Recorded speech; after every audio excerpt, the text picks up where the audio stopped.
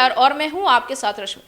देवघर के त्रिकुट पर्वत पर जिस तरीके से रोपवे टूटने के कारण हादसा हुआ वो पूरे देश में अभी शोक की लहर बना हुआ है, क्योंकि रोपवे टूटने के कारण 4 लोगों की मौत हो गई। वहीं कई लोग इसमें घायल हो गए, जिनका इलाज अभी भी अस्पताल में चल रहा है। हालांकि रेस्क्यू ऑपरेशन खत्म हो चुका है, सभी लोगों को बचा लिया गया है, लेकिन सवाल कई हैं कि आखिर इस हादसे का जिम्मेदार क्यों है, क्योंकि ये बातें निकल के सामने आ रही हैं कि पिछले 2 महीने से मेंटेनेंस का काम हुआ ही नहीं था और जो लोग मेंटेनेंस का काम देखते थे उनके पास कोई भी डिग्री नहीं है कि वो इसका मेंटेनेंस का काम कर सके। बस यूं ही ये काम उन्हें दे दिया गया था, मजदूरों को जो ये काम करते थे। कहीं ना कहीं इसमें झारखंड सरकार जो है वो जिम्मेदार जो है वो नजर आ रही है और अपना पल्ला झाड़ते हुए नजर आ रही है, ये कहकर कि वो कार्रवाई कर रही है और कार्रवाई में ये बात सामने आएगी कि कौन इसके लिए जिम्मेदार है।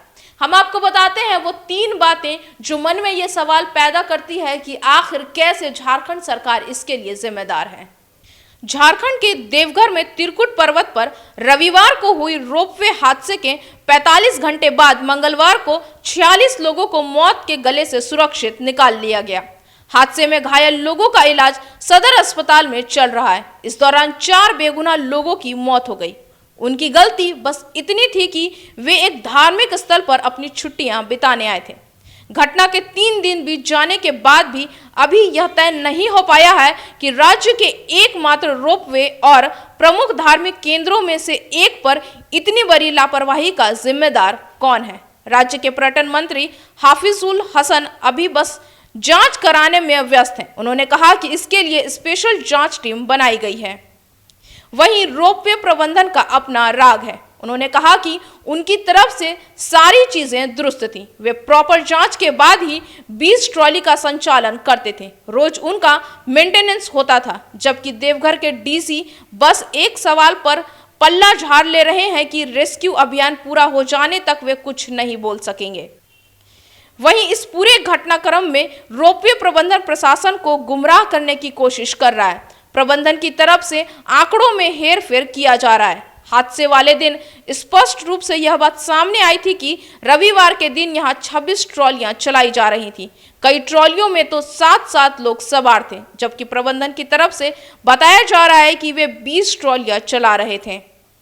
रोपवे चलाने के लिए एक नियमित अवधि के अंतराल पर ISM धनबाद से सर्टिफिकेशन की प्रक्रिया कराई जाती है। इसमें मशीन की पूरी स्थिति की तहकीकात की जाती है। इसके आधार पर ही रोपवे के संचालन के संबंध में अलग अलग सर्टिफिकेट जारी की जाती है, लेकिन प्रबंधन के पास इस बात का जवाब ही नहीं है कि उनकी आखिरी बार इस संबंध में सर्टिफिकेट कब मिला था, उन्हें याद तक नहीं।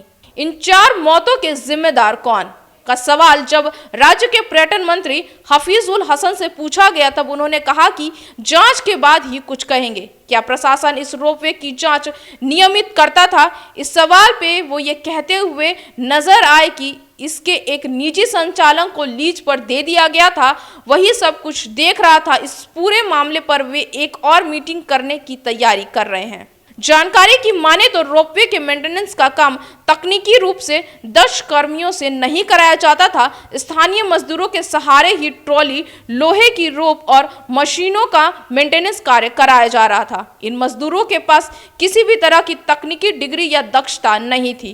कोरोना काल में 2 वर्ष बंद रहने के बाद 7 मार्च से ही इसे दोबारा चालू किया गया था।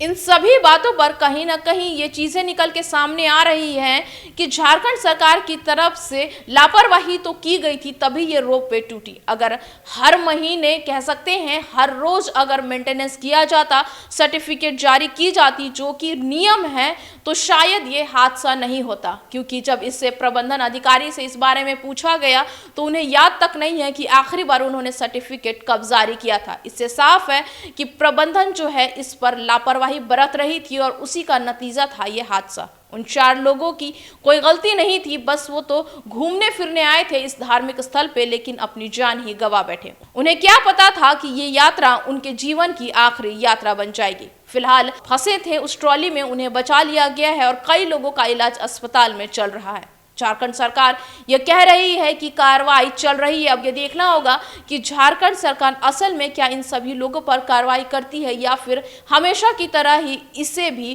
टाल दिया जाएगा, इस बात को दबा दिया जाएगा। आगे ऐसी खबर के लिए बने रहे हमारे साथ और हमारे चैनल को लाइक शेयर सब्सक्राइब जरूर करें, साथ ही हमारे फेसबुक पेज को फॉलो करें। धन्यवाद।